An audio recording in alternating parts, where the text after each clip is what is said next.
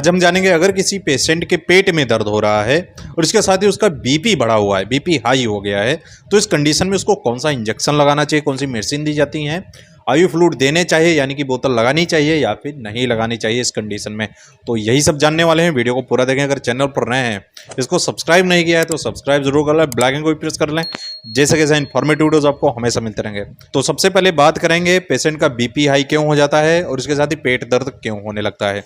कई बार क्या होता है, कई लोगों में किडनी प्रॉब्लम हो जाती है, किडनी स्टोन्स हो जाती हैं। इस कंडीशन में सोडियम का लेवल बढ़ने की वजह से बीपी हाई हो जाता है और जब पेन होने लगता है तब भी पेशेंट का बीपी बढ़ जाता है, पेन होने की वजह से, क्योंकि उसको पेन बर्दाश्त नहीं हो रहा होता है इसलिए बीपी बढ़ जाता है। इसके साथ ही पल्स भी बढ़ जाती है। तो ये रीज़न होता है बीपी बढ़ने का। इसके अलावा कई बार क्या होता है, कुछ लोगों को चक्कर आने लगते हैं, कमजोरी लगने लगती है, आंखों के सामने अंधेरा छाने लगता है, तो उनको लगता है कि बीपी लो हो गया है। वो चेक नहीं करते हैं लेकिन उनको ये भ्रम हो जाता है कि बीपी लो है, तो वो करते क्या है, नमक और चीनी का घोल बना के पी लेते हैं या फिर जो इलेक्ट्रॉल होता है वो पी लेते हैं, ग्लूकोन डी वगैरह पी लेते हैं, क्योंकि उनको बहुत ही वीकनेस महसूस होती है। तो होता क्या है, तो इस कंडीशन में भी उनका बीपी बहुत ही ज़्यादा बढ़ जाता है, 180, 70, 200 तक पहुंच जाता है। तो ये काफ़ी परेशानी वाली बात हो जाती है, पेशेंट बहुत परेशान हो जाता है, क्रिटिकल कंडीशन हो जाती है, तो तुरंत उसको डॉक्टर के पास ले जाया जाता है। अगर आपका क्लिनिक रूरल एरिया में है या फिर ऐसे कस्बे में बैठे हैं जहाँ बड़े बड़े या फिर कोई स्पेशलिस्ट हॉस्पिटल नहीं है, तो आपके पास ही पेशेंट को लेकर आएंगे।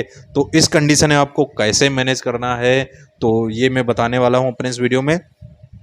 सबसे पहले तो अगर पेशेंट आपके पास आता है, आपको सारे वाइटल साइंस चेक करने हैं।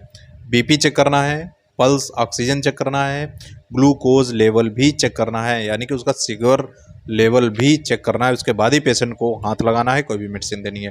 पहली बात तो ये है। दूसरी बात, पेशेंट का अगर बहुत ज़्यादा पेट दर्द हो रहा है, उसे बर्दाश्त नहीं हो रहा है, तो इस कंडीशन में सबसे पहले करेंगे क्या, और उसका बीपी भी बढ़ा है तो बीपी को कम करेंगे। जी हाँ दोस्तों, बीपी कैसे कम करना है, उससे पूछना है पेशाब हो रही है सही से या फिर नहीं हो रही। कई बार क्या होता है, यूरिन पास आउट नहीं होती है तो पेशेंट का बीपी बढ़ जाता है बहुत ही ज़्यादा। तो ये पूछना है, अगर पेशाब नहीं हो रही है, पेशाब रुकी है, तो लेसिक्स का इंजेक्शन पेशेंट को देना है आईवी 100 ml NS में डाल के, जिससे कि यूरिन आउट होगी और पेशेंट का जो बीपी है वो धीरे धीरे नॉर्मल आ जाएगा। अगर पेशाब सही हो रही है तब क्या करना है, एक डिपिन कैप्सूल आता है, 10 mg का कैप्सूल, आप निडिल से उसको पिन करिए, उसके अंदर से जो लिक्विड निकले, जो दवा निकले, पेशेंट की जीभ के नीचे आपको कैप्सूल दबा देना है।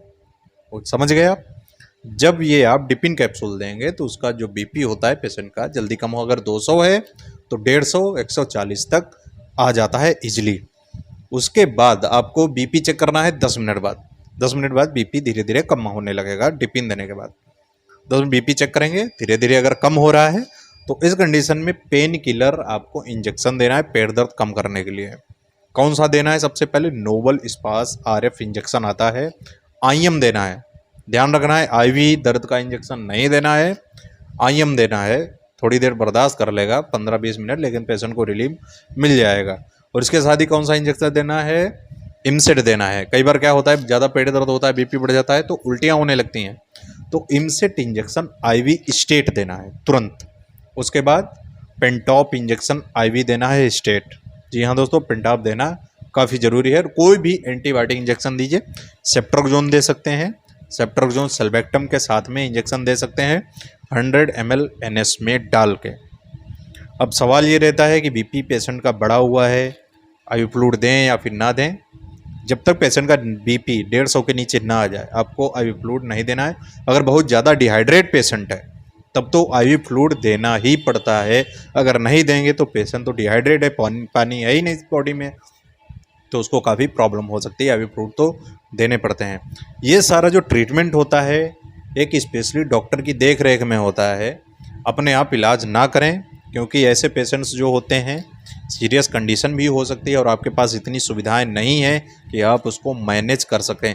तो मैंने जानकारी के लिए आपको बता दिया, अपने आप ट्राई ना करें अगर आपको अनुभव नहीं है इन सब मामलों में। अगर इससे रिलेटेड और भी ज़्यादा जानकारी चाहते हैं किसी और बीमारी के बारे में जानना चाहते हैं, किसी और मेडिसिन के बारे में जानना चाहते हैं, कमेंट करके बता सकते हैं। इंस्टाग्राम पे मुझे फॉलो कर सकते हैं, मैसेज कर सकते हैं। आई होप दोस्तों आपको वीडियो पसंद आया तो इस वीडियो को लाइक करें, चैनल पर नए सब्सक्राइब जरूर कर लें, बेल आइकन को भी प्रेस कर लें, जैसा कि इन्फॉर्मेटिव वीडियोस आपको हमेशा मिलता रहेगा।